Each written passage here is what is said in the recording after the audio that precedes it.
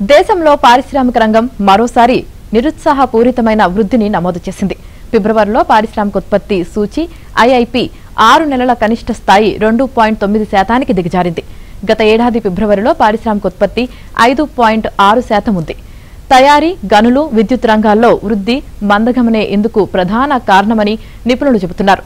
గత ఏడాది ఆగస్టులో 0% వృద్ధిని నమోదు చేసిన తర్వాత నమోదైన మరో కనిష్ట స్థాయి ఇది. కృత్రిమ మేధ ఏఐ కొత్త పుంతలు తొక్కుతోంది.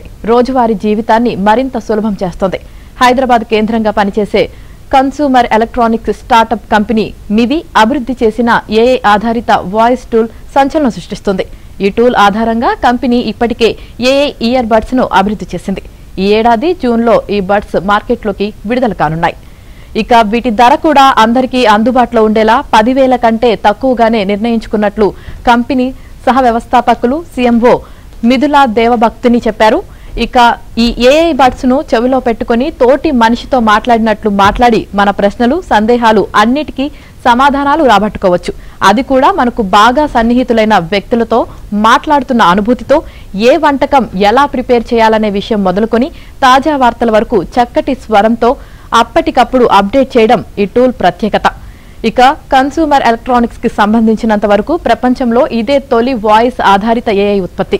దీని ద్వారా తాము కేవలం ఒక ఉత్పత్తిని మాత్రమే మార్కెట్లోకి విడుదల చేయడం లేదని, మానవ ఏఐ సంభాషణ భవిష్యత్తును తాము నిర్వచించబోతున్నామని మివి ఏఐ సీఎంఓ మిథులా అన్నారు.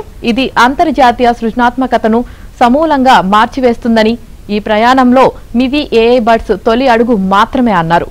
ఇక తొలుత ఇంగ్లీష్లో మాత్రమే ఈ ఏఐ బడ్స్ లభిస్తాయి. త్వరలో దీన్ని అన్ని భారతీయ భాషలకు విస్తరింపచేస్తామని, ముందు మివి వెబ్సైట్ ద్వారా, తర్వాత మిగతా ప్లాట్ఫామ్స్ ద్వారా ఈ బడ్స్ విక్రయిస్తారు. కాగా హైదరాబాద్ సమీపంలో ఏర్పాటు చేస్తున్న తమ ప్లాంట్లో ఈ ఏడాది జూన్ కల్లా ఉత్పత్తి ప్రారంభమవుతుందని మిథులా చెప్పారు.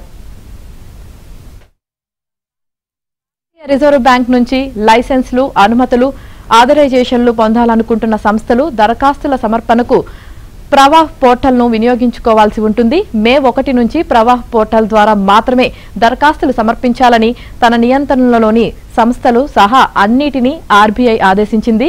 నియంత్రణపరమైన అనుమతుల ప్రక్రియ అంతటినీ సంపూర్ణంగా డిజిటలైజ్ చేయాలన్న లక్ష్యంలో భాగంగా ఆర్బీఐ ప్రవాహ్ వేదికను గత ఏడాది మే 28న ప్రారంభించింది.